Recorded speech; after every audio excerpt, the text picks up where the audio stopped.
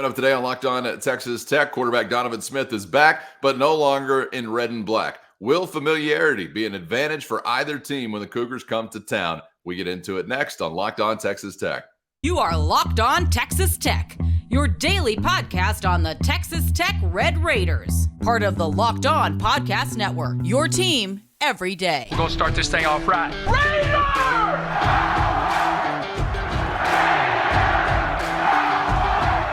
Everything runs through Lubbock.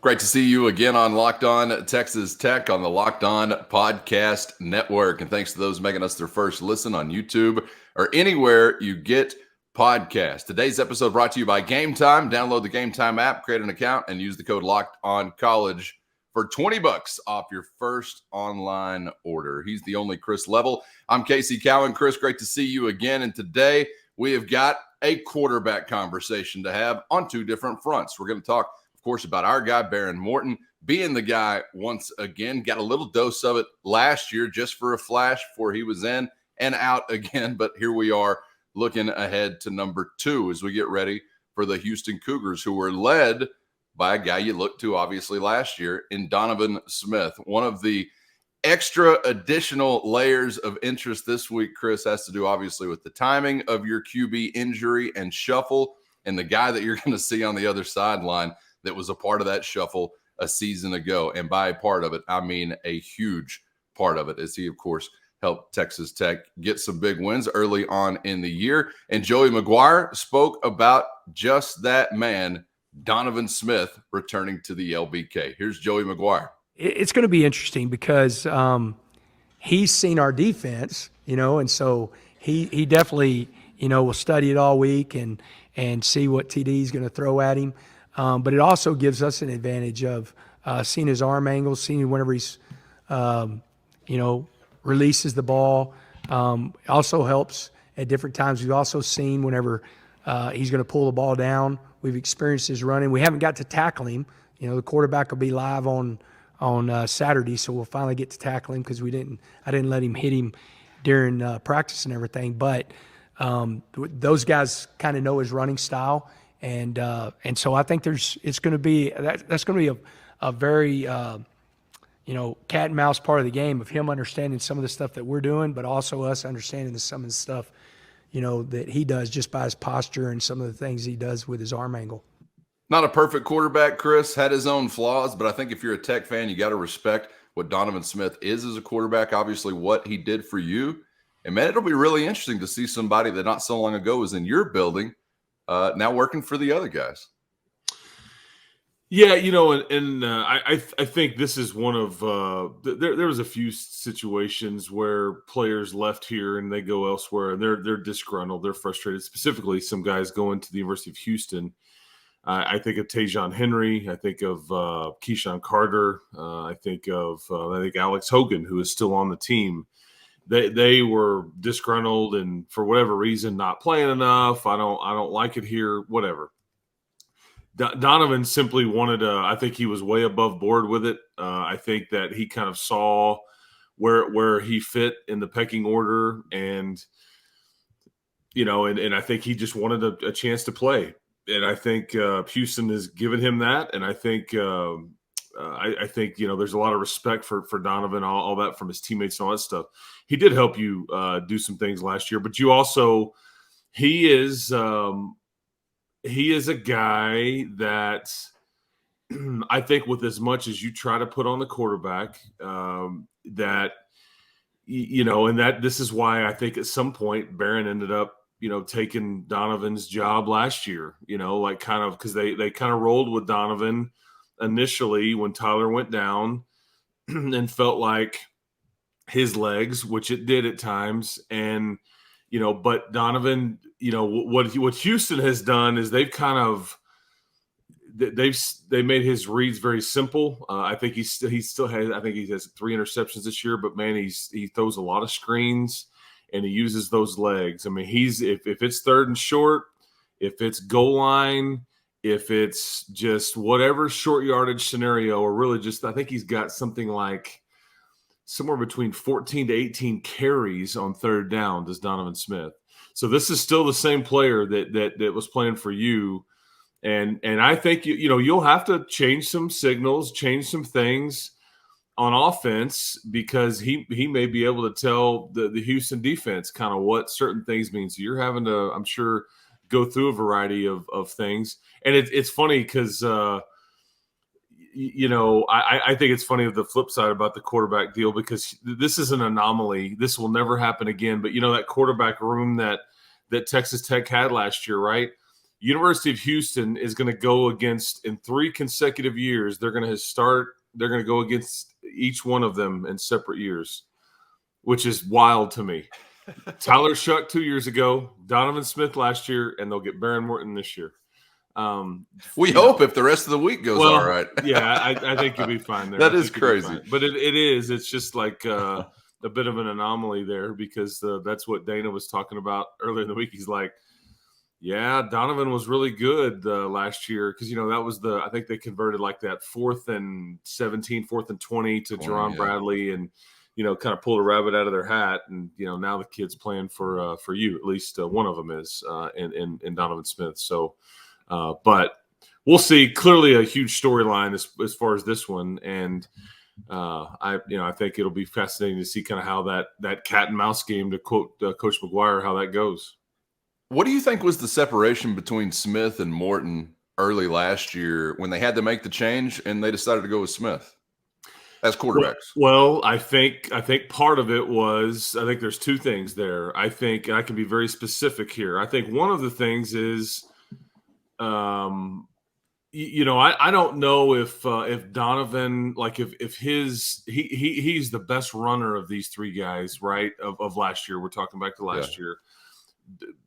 Biggest maybe. I don't know if he weighs as much as Shuck did, but he was clearly an athlete. That was his asset. And I think, though, that sitting back and processing and like everything like that, sometimes it was, and he's a younger quarterback, but sometimes it was moving a bit fast, and that's where you make a mistake, or you just go to your default and you tuck it and run. But if you remember back to, I think it was the NC State game, Casey, and whenever it was fairly late in that game. One, he had a bad pick 6 in that game, but that's not what caused this. But there was a scramble or a run fairly late in that game. It was second half. I don't know if it was at the end. It wasn't, because Barron would come in, and I think this was why. And he kind of got tackled and kind of bent up underneath him a little bit. He was just kind of like on his knees, and then kind of got pushed back. And he wasn't like severely injured, but he was dinged up. And I think from then on, it just wasn't quite the same. And that's why they put Barron in there to finish that game up, because a lot of people are like, okay, what's going on here? And I think you were just trying to protect him. I know even I will tell you this. I know even Donovan's dad was like, why are you taking my kid out of the game? And I think that the staff was trying to, because I'm right there. He got pinned back like an accordion. And I love Coach Smith, and I think he's with the Ravens. He was with the Giants last year. I think he's with the Ravens now, maybe coaching running backs for the Ravens, if memory serves. I'm not positive, but I think that's right. But and from then on, it was just kind of like, okay, well, he's a bit dinged up, and I think again, when you're a running quarterback, that's just part of the deal. You're going to deal with some, soreness, and you're going to get hit, and there's a lot of quote unquote torso to hit with Donovan Smith, because he's 6'5". Yeah. So I think and he just kind of got banged up, and I think they just felt like at the time Barron would give them the best chance. But then obviously Barron he would go into the Oklahoma State game, and that was good for about a half until he got dinged up. And so then you're just spinning the wheel like, okay, which dinged up quarterback do we want to play now? And our wheel is still spinning here in the LBK, and next we are pointing at the aforementioned Baron Morton. Certainly his time, there's no question about that, Chris. Correct me if I'm wrong, but I know that coming out of fall camp, any questions about what was the separation between Shuck and Morton at that time, a lot of that tended to devolve into Morton giving the football up in spring and fall camp, maybe having some issues with turnovers. It's just one of the things. And, of course, I'm not inside the fence seeing it all day, every day, but one of the things that was pretty consistently mentioned. How do you positively set him up for success with that in mind, at the same time not letting it overwhelm what you're doing as an offensive coordinator? And Chris, if you put yourself in Houston Cougars shoes. Shoes. Yeah. What do you think the scouting report reads right now on Baron Morton? What are you looking at if you're the opponent as a quarterback when you see him? First, today's episode brought to you by DoorDash. And if you need groceries this week, but you got no time for the store, try grocery delivery from DoorDash, and you're going to get everything you want delivered when you need it right to your door. You've already trusted DoorDash to bring your restaurant favorites to your door, and now you can get grocery delivery that actually, delivers. With thousands of grocery stores to choose from, you're going to get exactly what you ordered, or they're going to make it right. So you can sit back and enjoy quality groceries like you picked them yourself. So right now, get 50% off your first DoorDash order up to a $20 value when you use the code LOCKEDONCOLLEGE at checkout. Limited time offer, terms apply. That's 50% off up to $20 and zero delivery fees on your first order when you download the DoorDash app in the App Store and enter the code LOCKEDONCOLLEGE. So try DoorDash today and get what you want at your door right when you need it, and get 50% off your first order up to $20 with our code LOCKEDONCOLLEGE. What do you think the scouting report reads right now on Baron Morton? What are you looking at if you're the opponent as a quarterback when you see him? Well, and it's a small body of work, and this isn't fair, Yes. but this is all we have to go off of. But Barron is just completing 42% of his passes this season. In the limited action, I think, and I swear I saw that number correctly, and I'm like, is that right? But that when you kind of like the 2 for 18, we got a few things. But if you look at his stat line from Saturday, it makes sense. And then I think you combine that with his second half work versus Tarleton. But again, it's tough conditions on Saturday, and again, I can't remember specifically how many of the drops were when Shuck was in the game versus when Barron was in the game, but the receivers have just simply got to be better. Mike used to bring out the those games where you'd have the drops, the tennis ball machine would appear, and that would be the line of questioning that week, and he'd make those guys sit out there and catch tennis balls from that thing, just firing at them, and like they'd have to catch 100 or 200 or whatever back in the mid 2000s. And I would always talk to Sonny Dykes about this back in the day, and I guess Dana too, because they were both here, that those drops are contagious. Either way, it needs to get it's like missed free throws in basketball. It's like you see a teammate do it, then all of a sudden it's like none of them are going in. But I think the drops sometimes in football can be contagious, but that's got to get cleaned up to help your quarterbacks out. Obviously now that would be Baron Morton.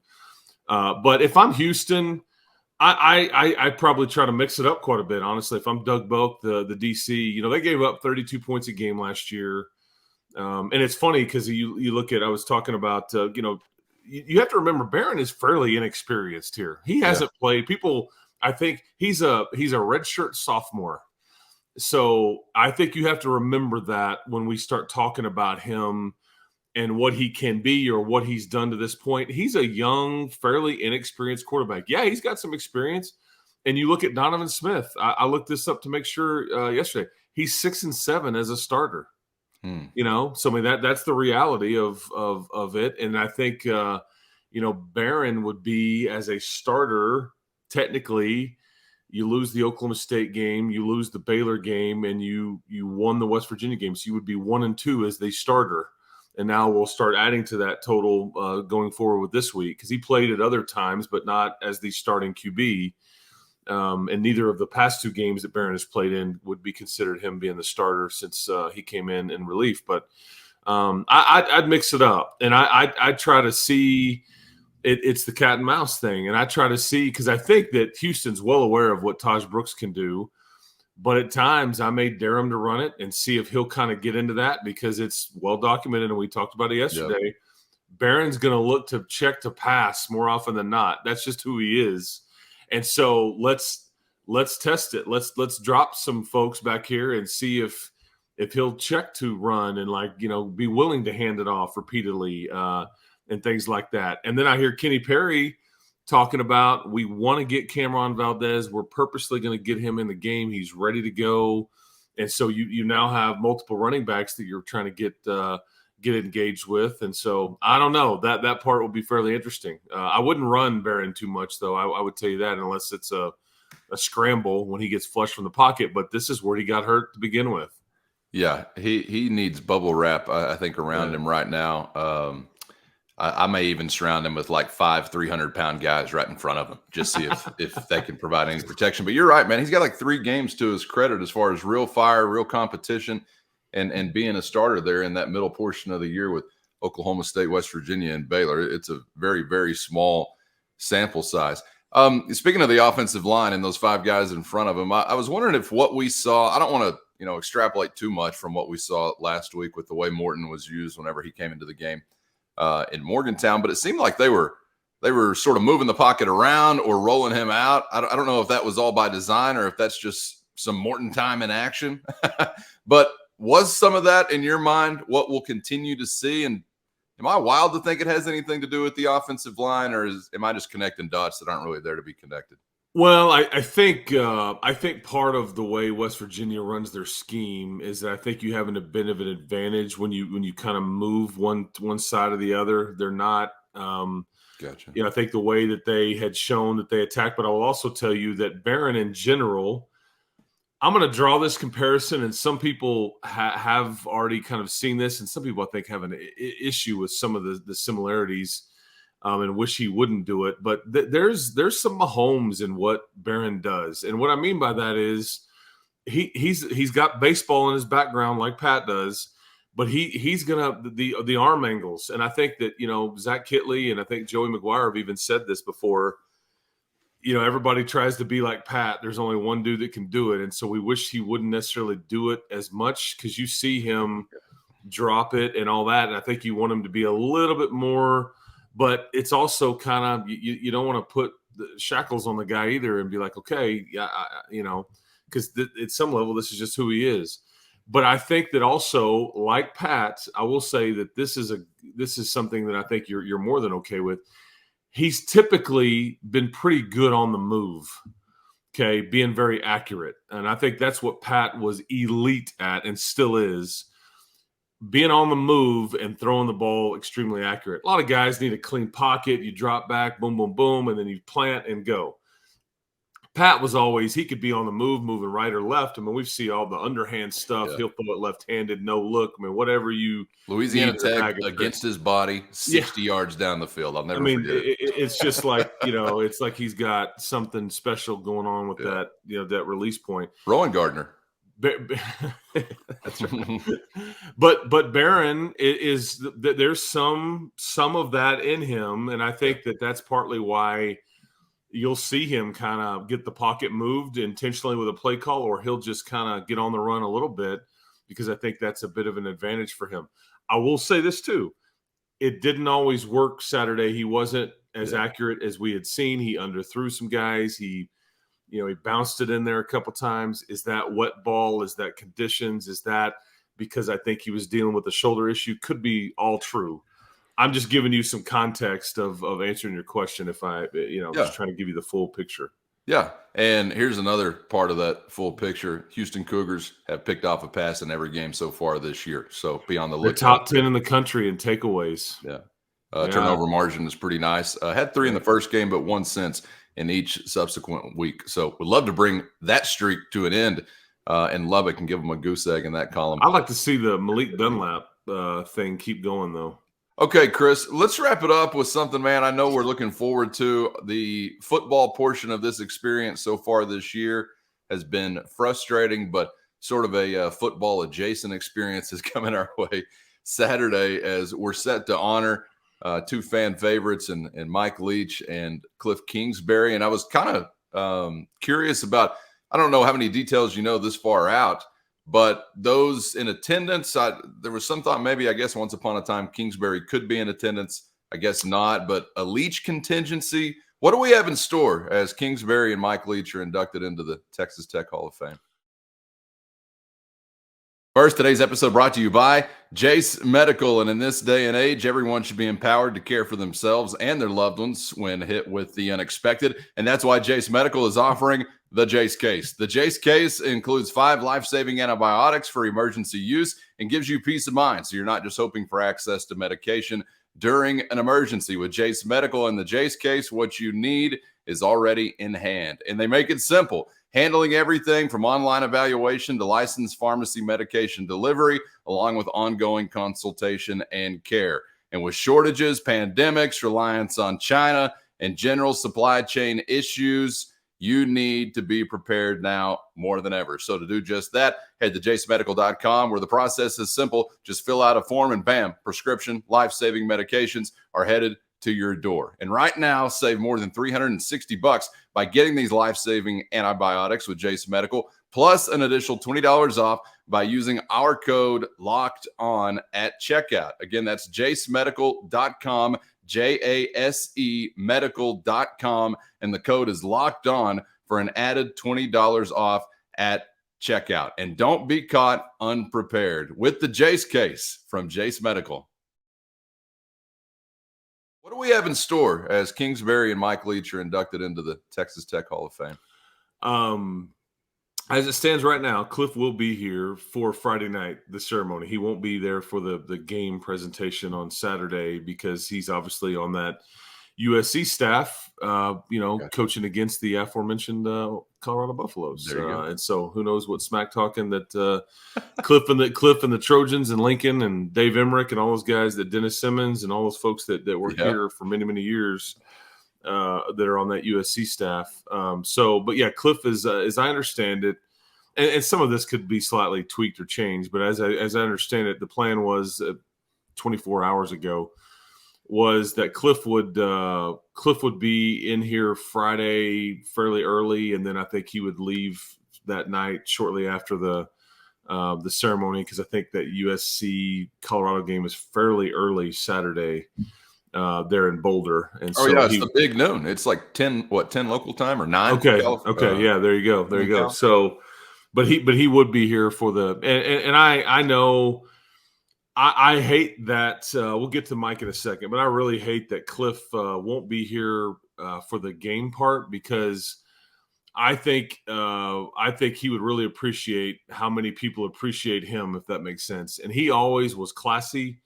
I know that it didn't go his way as a coach. I think it started off well, and it just it faded a bit. But what the guy did as a player, and what he was trying to do as a coach and all that, I just think he gave a lot to the school. He always was above board, and I think he's such a known commodity to offensive football in the NFL now and college and all those things. So anyway, I wish he could be here to. Yeah. And speaking of wishing that he could be here, I wish Mike could, because there was a time, Casey, when I think maybe we even said this.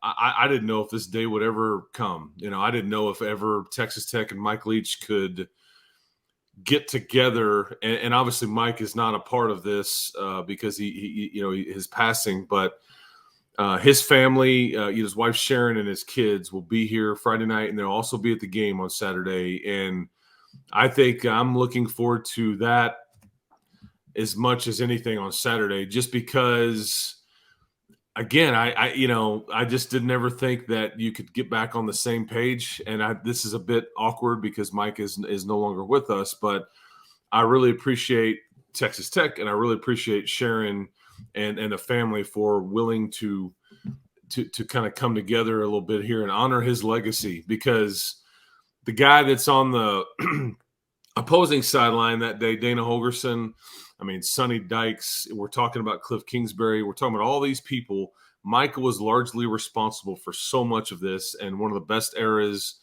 in this program or school's history as far as athletics goes. And I don't want to overstate it. They didn't win any championships or anything like that, but it created an identity. It made you relevant. It was fun. Yeah, it was fun. And I'm glad to see it, because, again, I can't emphasize enough. There was just it's somewhat surreal that it'll happen, because I just thought that maybe you would never get in that place. I even heard Dana talking about it in his weekly stuff. And I appreciated it, because he was as big a part of that era as anybody, and I really appreciated what he had to say about it, because I think he knows what it would have meant, and I'll just leave it at that. Yeah, I think it'll be a great response for his family. Looking forward to that, and sad that Coach Leach couldn't be there. But I'm glad that Texas Tech wasted very little time in trying to do something to acknowledge the guy or honor the guy. And unfortunate the ending on both fronts for him personally and for us back in the day from a football context. But it was a lot of fun, and we won't forget that. And there was never anything that changed between Mike Leach and Texas Tech fans or Texas Tech players. We are not regents. We are not chancellors. We are not dads. We don't work for ESPN.